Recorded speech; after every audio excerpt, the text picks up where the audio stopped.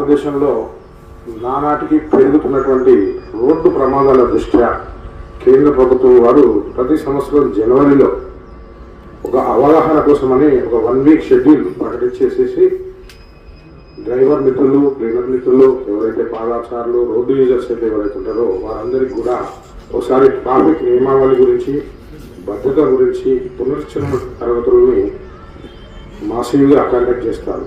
అదే పరంపరలో గత సంవత్సరం నుండి కొత్త ప్రభుత్వం వచ్చినప్పటి నుంచి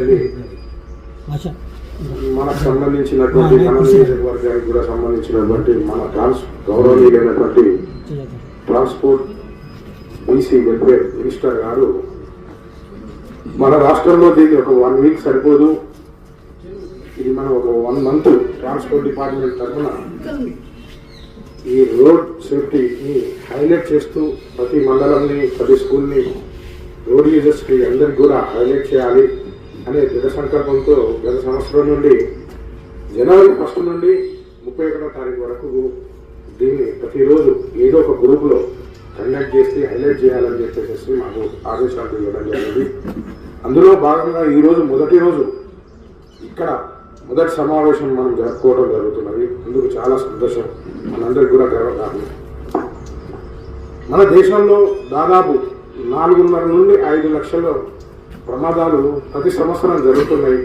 ఇందులో దాదాపు 1,50,000 నుండి 2,50,000 మంది వరకు చనిపోవడం, మిగతా 2.5 నుండి 3 లక్షల వరకు క్షతగాతులు కావడం, గాయపడడం, హాస్పిటళ్లలో చేరడం, శాశ్వతంగా కొంతమంది అయితే శాశ్వతంగా అంగవైకల్యం కావడం, వాళ్ళ కుటుంబాలు చిక్కిపోవడం చాలా సందర్భాలలో కూడా మనం చూస్తూనే ఉన్నాం.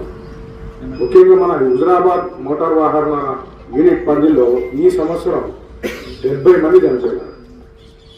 70 మంది అంటే మామూలు విషయం కాదు. ఏ క్యాన్సర్తో కానీ, ఇంకో టీబీ విషయంలో కానీ, ప్రాణాంతకమైన వ్యాధులు ఉన్నటువంటి హెచ్ఐవి లాంటి వాటి వల్ల కూడా ఇంతమంది చనిపోవడం జరగలేదు. అత్యధికంగా జమ్మికుతలో 23 మంది రోడ్ యాక్సిడెంట్లో, అతి తక్కువగా ఇల్లంతకుంటలో 3 ఈ 70 మందిలో చనిపోయారు.